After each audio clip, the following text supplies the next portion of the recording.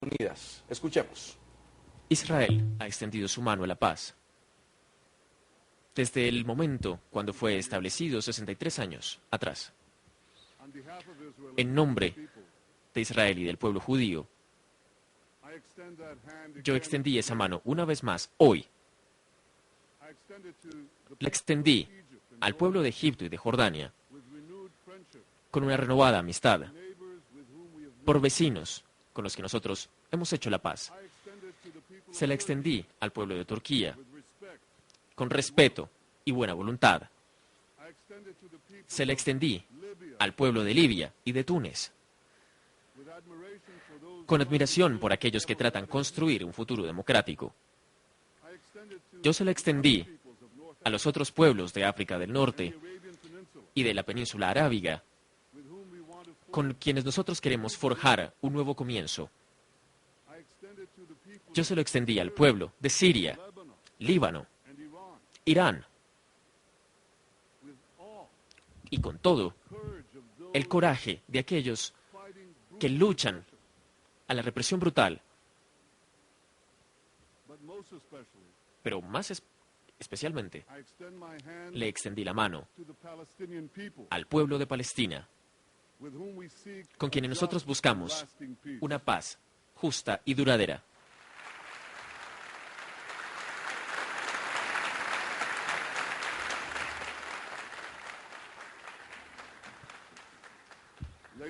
Señoras y señores, en Israel, nuestra esperanza por la paz jamás se diluye. Nuestros científicos, doctores, innovadores, aplican su ingenio para mejorar el mundo. Nuestros artistas, nuestros escritores, enriquecen la herencia de la humanidad. Yo sé que esta no es exactamente la imagen de Israel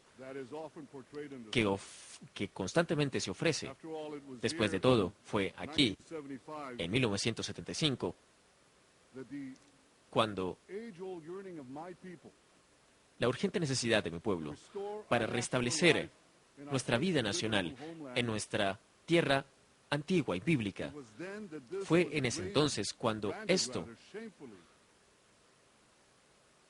tuvo un carácter distinto y fue incluso notado como racismo. Y fue aquí, cuando en 1980, aquí mismo, cuando el acuerdo de paz histórico entre Israel y Egipto no fue exaltado, fue denunciado. Y fue aquí, año tras año, que Israel es injustamente señalado y condenado.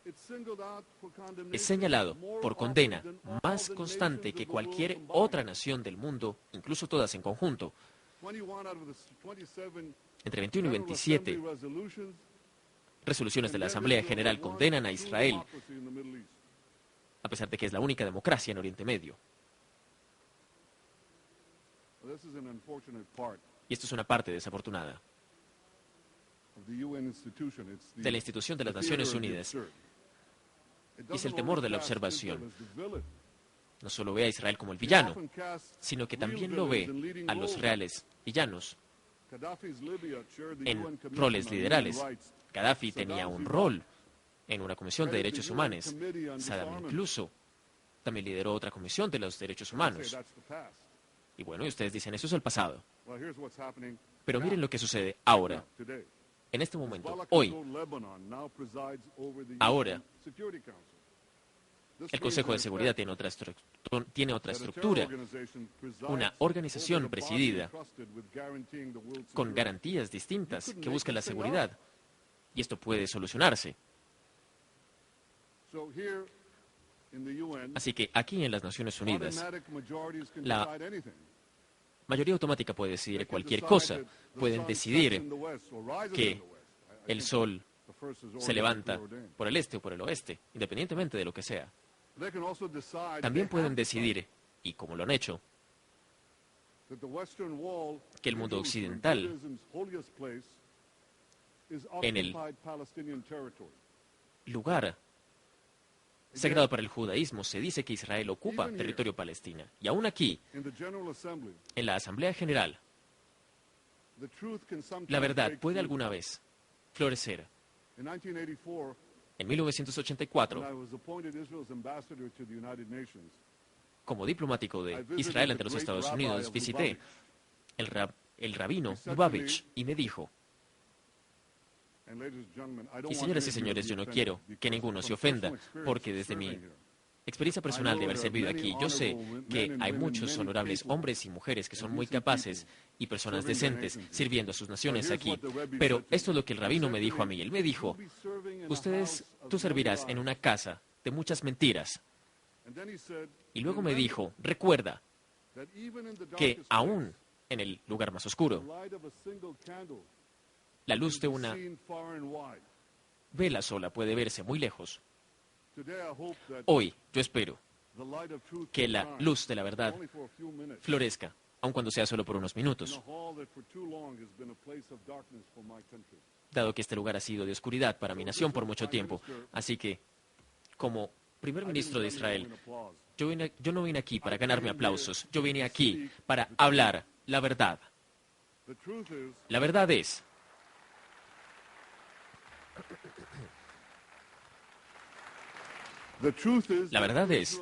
que Israel desea la paz.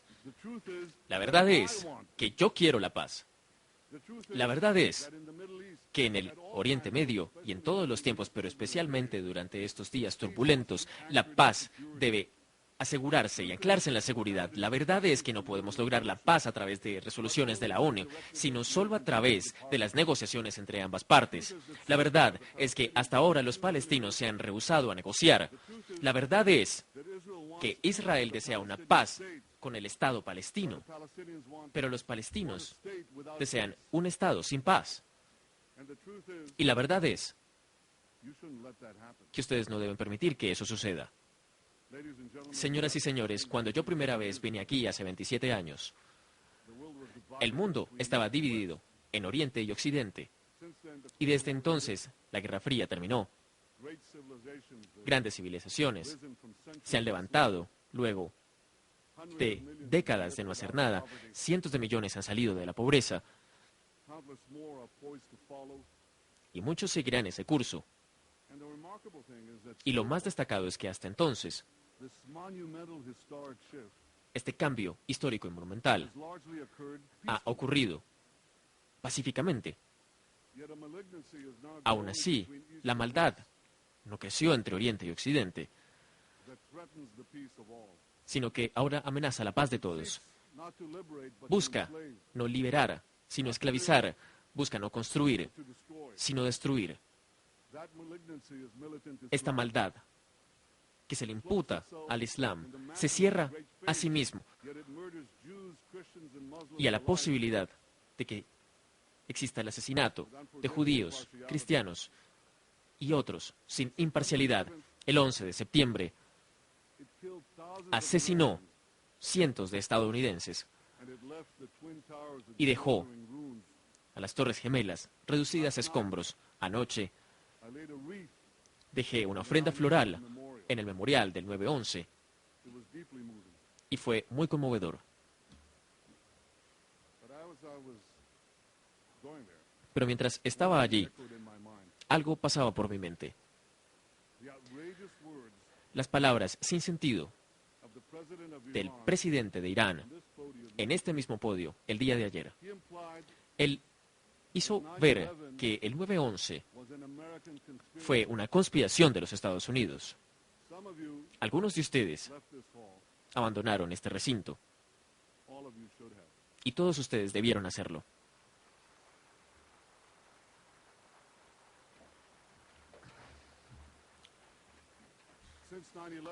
Desde el 9/11,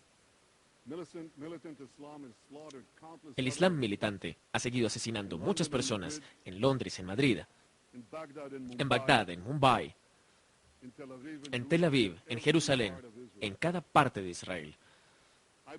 Yo creo que el peligro que enfrenta a nuestro mundo y el más grande es si le permitimos que el Islam se arme con armas nucleares, y eso es precisamente lo que Irán está intentando de hacer. ¿Pueden imaginarse ese hombre que habló aquí disparatadamente? ¿Pueden usted a este hombre con armas nucleares? La comunidad internacional debe detener a Irán antes de que sea muy tarde. Si Irán no es detenido, nosotros enfrentamos el espectro del terrorismo nuclear y la primavera árabe podría volverse un invierno iraní, y eso sería una tragedia.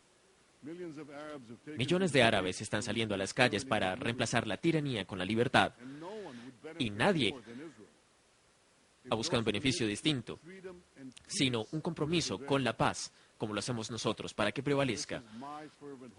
Esta es mi grandiosa esperanza, pero como primer ministro de Israel, yo no puedo arriesgar el futuro del Estado judío. Los líderes deben ver la realidad tal y como es, no como debería ser. Nosotros debemos hacer lo mejor para forjar el futuro, pero nosotros no podemos evitar los peligros del presente. Y el mundo alrededor de Israel es definitivamente convirtiéndose en algo más peligroso. El Islam militante ya ha tomado a Líbano y a Gaza. Está determinado a dañar la paz entre Israel y Egipto y entre Israel y Jordania.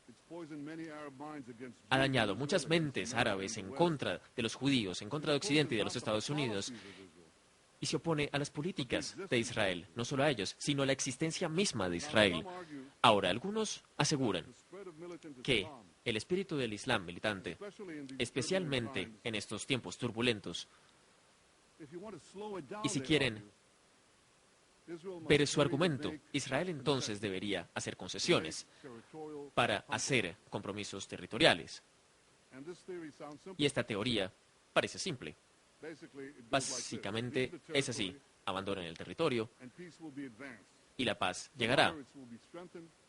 Todo será fortalecido, los radicales serán alejados, y no se preocupen por los detalles sobre cómo Israel se defenderá a sí mismo. Las tropas internacionales harán la labor. Pero estas personas me dicen a mí constantemente: simplemente haga una oferta y todo funcionará. ¿Y saben algo? Solo hay un problema con esa teoría. La intentamos ya y no ha funcionado. En 2000, Israel hizo una oferta de paz de conceder todas las demandas palestinas. Arafat la rechazó. Los palestinos entonces lanzaron un ataque terrorista que cobró 100 vidas israelíes. El primer ministro Olmert incluso luego hizo en 2008 una oferta mucho más allá, y el presidente Abbas ni siquiera respondió a ella.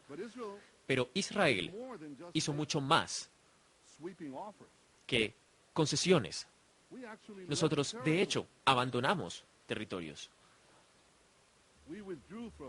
Nos retiramos de Líbano en 2000 y de cada metro cuadrado de Gaza en 2005. Eso no vino porque sí, pero el Islam militante nos sigue amenazando y solo trajo una tormenta mucho más cerca, y hace que la tormenta sea más fuerte, porque Hezbollah y Hamas siguen lanzando cientos de rockets contra nuestras ciudades desde los territorios que nosotros liberamos. Miren, desde que nosotros abandonamos Líbano y Gaza, los moderados no vencieron a los radicales. Los moderados fueron devorados por los radicales. Y yo lamento decir que tropas internacionales, y como otras, no detuvieron a los radicales para que atacaran a Israel. Nosotros abandonamos Gaza esperando que hubiera paz. Congelamos los asentamientos en Gaza. Hicimos exactamente lo que la teoría decía: salgan, regresen a las fronteras de 1967, desmantelen los asentamientos. Y yo no creo que las personas recuerden qué tan lejos nosotros llegamos para lograrle. Sacamos a cientos de personas de sus hogares. Sacamos niños de sus escuelas y de sus jardines infantiles. Nosotros sacamos nuestras sinagogas, incluso movemos a nuestros seres queridos y a nuestros muertos de las tumbas. Y luego de haber hecho todo esto, nosotros le dimos las llaves de Gaza al presidente Abbas. Ahora, la teoría dice que todo debió funcionar. Y el presidente Abbas y la autoridad palestina ahora podrían construir entonces un Estado palestino en Gaza. Pueden recordar entonces que todo el mundo lo aplaudió. Aplaudieron nuestro retiro como un acto de gran Estado, como un acto sólido de paz. Pero, señoras y señores, nosotros no tuvimos la paz. Conseguimos fue la guerra. Además, llegó Irán, que a través de Hamás, básicamente, sacó a la autoridad palestina. La autoridad palestina colapsó en un día. El presidente Abbas acabó de decir en este podio que los palestinos están armados solos con sus esperanzas y sus sueños. Sí, seguro. Esperanzas, sueños y cientos de miles de misiles y rockets de tipo Grad, proveídos por Irán, sin mencionar otras armas letales que están fluyendo a Gaza, desde Libia y de otros lugares. Cientos de misiles que ya han caído en nuestras ciudades. Así que ustedes pueden comprender entonces que, dado todo esto, Israel se pregunta correctamente, ¿qué debemos hacer para que esto no suceda de nuevo en Cisjordania? Miren, la mayoría de nuestras ciudades mayores en el sur de la nación están en medio de unos kilómetros de distancia de Gaza, pero en el sur de la nación, nuestras ciudades solo tienen algunos kilómetros y que están un poco lejos de la franja de Gaza. Así que quiero preguntarles entonces, cualquiera de ustedes permitiría traer el peligro tan cerca a sus ciudades, a sus familias? ¿Ustedes actuarían sin pensar en contra de sus ciudadanos? Israel está preparado para tener un Estado palestino en Cisjordania, pero no estamos preparados para tener otra Gaza ahí. Y esa es la razón por la que nosotros tenemos que tener acuerdos de seguridad reales. Pero los palestinos no quieren ir a negociarlos con nosotros. Los israelíes recuerdan grandes lecciones de lo que ha sucedido en Gaza. Muchos de los críticos de Israel lo ignoran. Ellos y sus asesores simplemente van y dicen distintos paralelos una y otra vez. Ustedes leen lo que estas personas dicen y dicen que simplemente nada pasa y completan repitiendo los mismos consejos y las mismas ideas y las mismas fórmulas, como si nada de esto hubiera sucedido. Y estos críticos contribuyen y presionan concesiones mucho más amplias, sin pensar primero en la seguridad de Israel. Ellos alaban a aquellos que alimentan el cocodrilo militante, del Islam militante, y de quienes lo apoyan. Ellos buscan dañar, controvertir el camino de la paz e insisten que nosotros debemos buscar que el cocodrilo salga y buscar salir de las fauces de este lobo. Así que en el rostro de todo este contexto, Israel debe recibir un mejor consejo, mejores ideas de lo que ahora ha sido, incluso unos medios de comunicación con unos sentidos distintos que reconozcan a sí mismo y la legitimidad de la preocupación de Israel por su seguridad. Yo creo en negociaciones de paz que sean serias, con preocupaciones que se puedan enfrentar, pero no van a ser enfrentadas sin negociaciones, y las necesidades son muchas. porque Israel es un país tan pequeño. Sin Judea y Samaria y Cisjordania, Israel sería solo unas 9 millas de extensión, y quisiera ponerlo en su perspectiva, porque ustedes están en esta ciudad. Sería 2/3 de la extensión de Manhattan, es la distancia entre Battery Park y la Universidad de Columbia. Y no olviden que las personas que viven en Brooklyn y en New Jersey tienen algunos vecinos.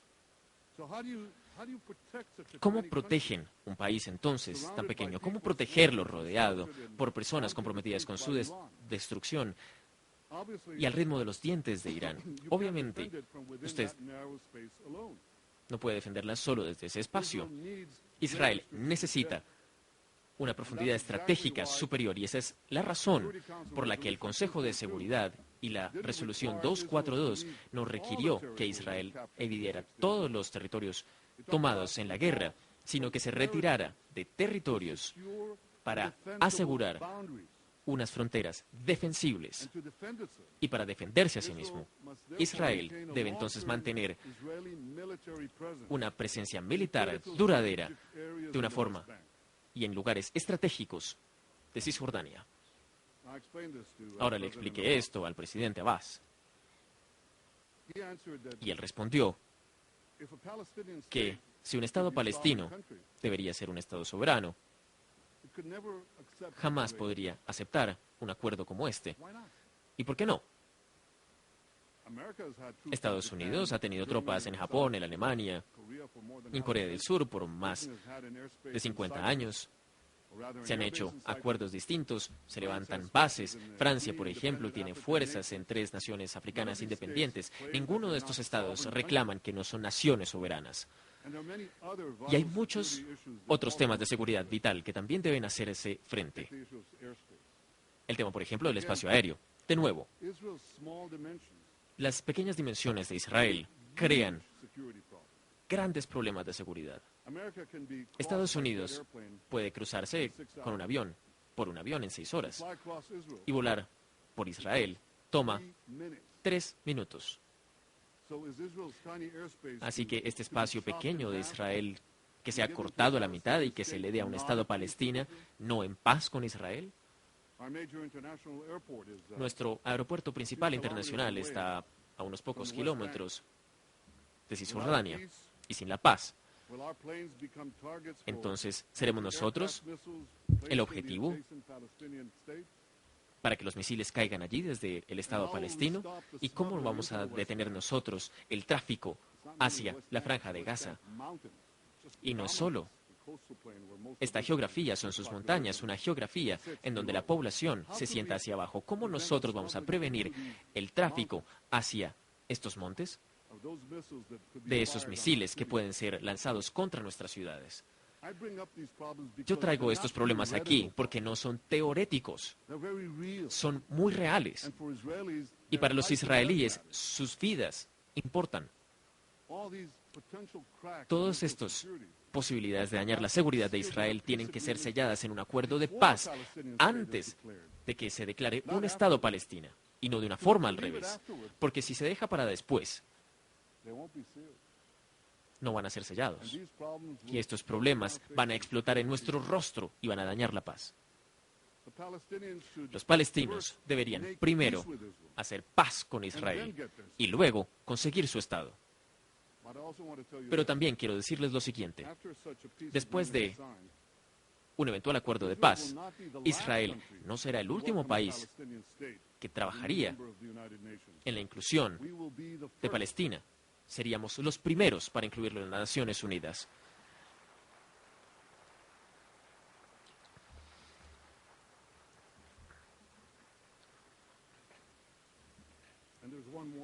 Y hay algo más.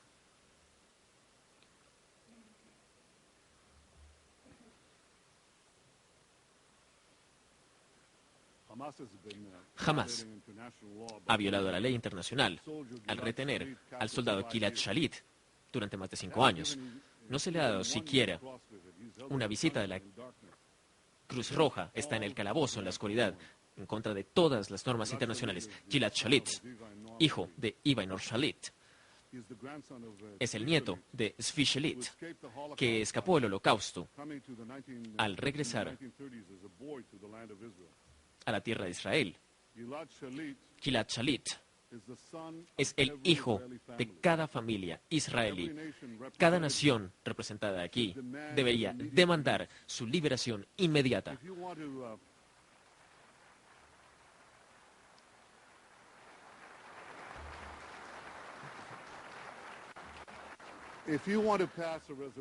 Si quieren pasar una resolución sobre Oriente Medio el día de hoy, esa es la resolución que deberían pasar.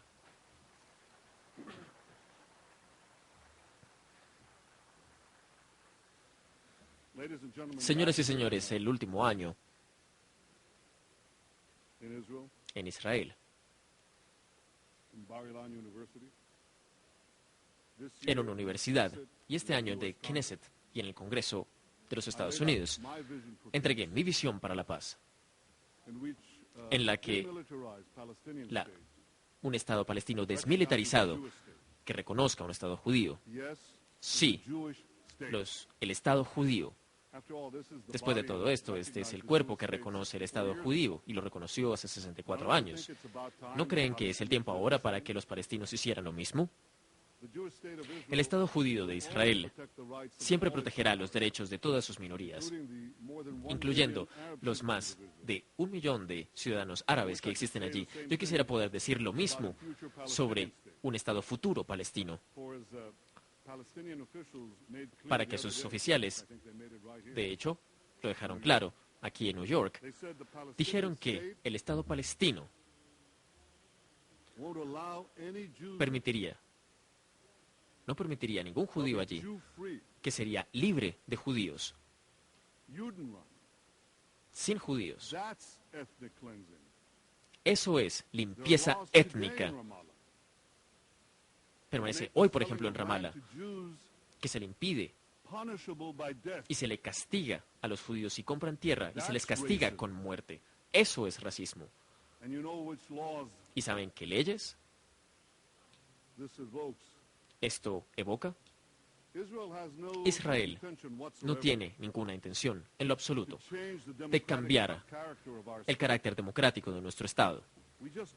Nosotros no queremos que los palestinos traten de cambiar el carácter judío de nuestro Estado. Nosotros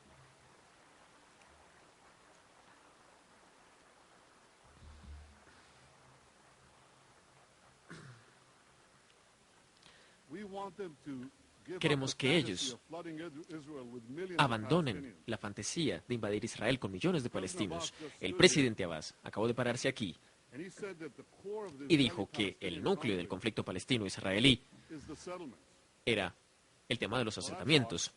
Y eso es extraño.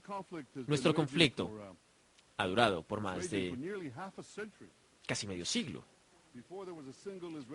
antes de que hubiera un asentamiento en Cisjordania. Así que, si lo que dice el presidente Abbas fuera verdad, entonces yo creo que los asentamientos de los que él está hablando, Tel Aviv, Haifa, Jaffa, Beersheba, tal vez eso es lo que quería decir el otro día cuando dijo que Israel ha estado ocupando territorio palestino por 63 años. Él no dijo desde 1967, dijo que desde 1948. Yo espero que alguien le pregunte eso precisamente, porque en términos, una simple verdad, el núcleo del conflicto no son los asentamientos. Los asentamientos son una consecuencia del conflicto. Los asentamientos son un tema que tiene que ser enfrentado y resuelto en el curso de las negociaciones, pero el núcleo del conflicto, como siempre ha sido, y desafortunadamente permanece siendo así, que los palestinos se rehúsan a reconocer un Estado judío con cualquier frontera. Yo creo que es tiempo para que el liderazgo palestino reconozca lo que cualquier líder internacional ha reconocido, desde Lord George al presidente Truman, en 1948 al presidente Obama, solo hace algunos 2 días aquí. Israel es el Estado judío.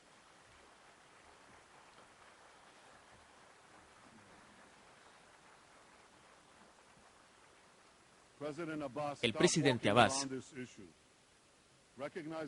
reconoce que es necesario ser distinto. Presidente Abbas, haga paz con nosotros. Deje de hablar de los asentamientos. Una paz que sea genuina. Israel está lista para tomar compromisos distintos y creemos que los palestinos deberían vivir en un estado libre que les sea propio, pero deberían estar listos, como nosotros, para el compromiso. Y nosotros sabremos que están listos para el compromiso y para la paz cuando ellos tomen la seguridad y sus requerimientos con seriedad y cuando dejen de negar nuestra conexión con esta tierra que es sagrada. Usualmente se le acusa a Israel de hacer más judía a Jerusalén. Es como acusar a los Estados Unidos de hacer más estadounidense Washington o de los británicos de hacer más británica Londres. Se les acusa porque nosotros venimos de Judea. Por eso se nos llama judíos. En mi oficina hay un sello antiguo. Es un anillo firmado de un oficial judío del tiempo de la Biblia. El sello fue creado junto al muro este y data de muchos años atrás. Y hay incluso una inscripción en ese anillo, en hebreo, y su nombre era Netanyahu. Ese es mi apellido. Mi primer nombre, Benjamín, de Benjamín. Tiene muchos años también el hijo de Jacob, que también era conocido como hijo de Israel. Jacob y sus hijos corrieron por estas mismas colinas de Judea y Samaria hace 4.000 años. Y ha habido una presencia judía continua en la tierra desde entonces. Y para aquellos judíos que fueron exiliados de nuestra tierra, nunca dejaron de soñar de regresar. Los judíos en España, los judíos en Ucrania, los judíos enfrentando el holocausto en medio de la Segunda Guerra. Ellos nunca dejaron de rezar, nunca dejaron de clamar. Siempre pensaban el siguiente año en Jerusalén, el siguiente año en la tierra prometida.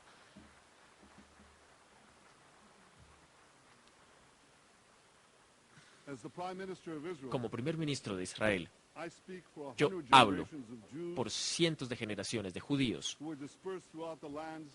que desean estar en su tierra, que ha sufrido cada mal,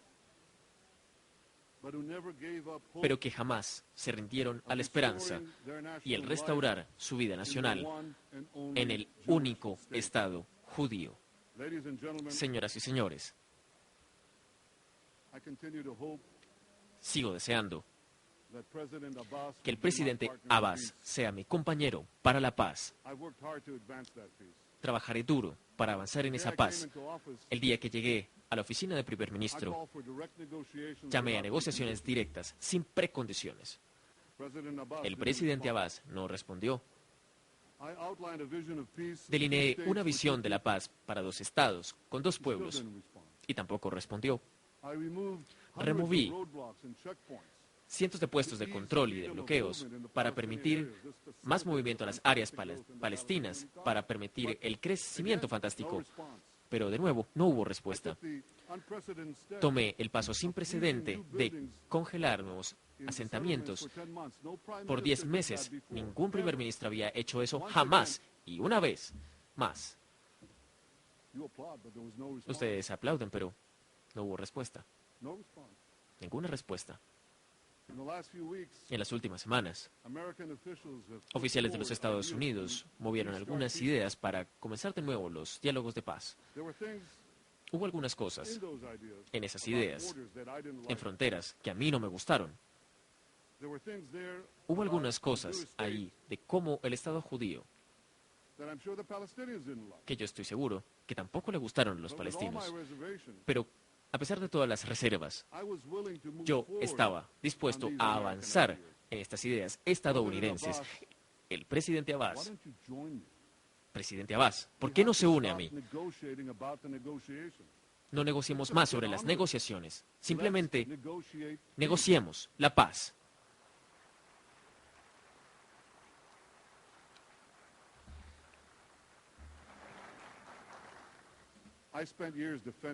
Tomé muchos años defendiendo a Israel en el campo de batalla. Tomé décadas defendiendo a Israel en frente de la opinión pública. Presidente Abbas, usted ha dedicado su vida a avanzar en la causa palestina. ¿Debe continuar este conflicto por generaciones? ¿O podremos permitirle a nuestros nietos y a nuestros bisnietos que hablen muchos más años sobre cómo nosotros encontramos una vía para finalizar todo? Eso es lo que nosotros deberíamos tener como objetivo. Eso es lo que yo creo que nosotros podemos lograr. Solo nos hemos reunido en Jerusalén en los últimos 2 años y medio, aún cuando mi puerta siempre ha estado abierta para usted, presidente Abbas. Si usted quiere, yo voy a Ramallah. De hecho, tengo una mejor sugerencia. Acabamos de volar miles de millas a Nueva York. Ahora estamos en la misma ciudad. Estamos en la misma construcción incluso.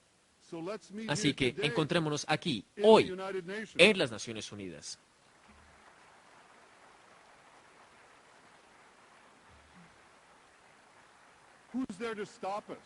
¿Quién nos va a detener? ¿Qué nos detiene? Si nosotros generalmente buscamos la paz, entonces, ¿qué nos está deteniendo de encontrarnos hoy y comenzar las negociaciones de paz? Y yo le sugiero que hablemos abierta y honestamente. Escuchémonos uno a otro. Como decimos en Oriente Medio, hablemos dugli. Eso significa de frente, de cara. Le diré mis necesidades y preocupaciones y usted me dirá las suyas. Y con la ayuda de Dios, nosotros encontraremos una base común para la paz.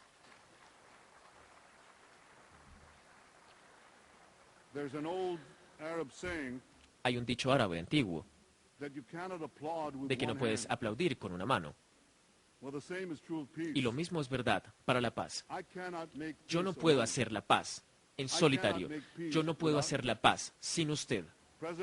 Presidente Abbas, yo le extiendo mi mano, la mano de Israel, en paz. Espero que usted tome esa mano. Somos ambos hijos de Abraham.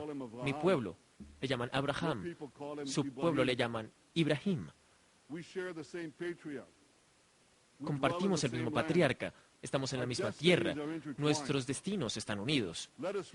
Realicemos la visión de Isaías.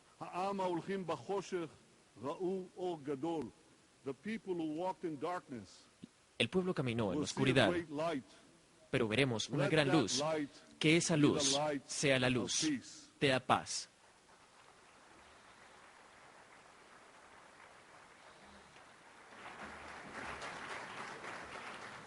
On behalf of the General Assembly, I wish to thank the Prime Minister of the State of Israel for his statement just made.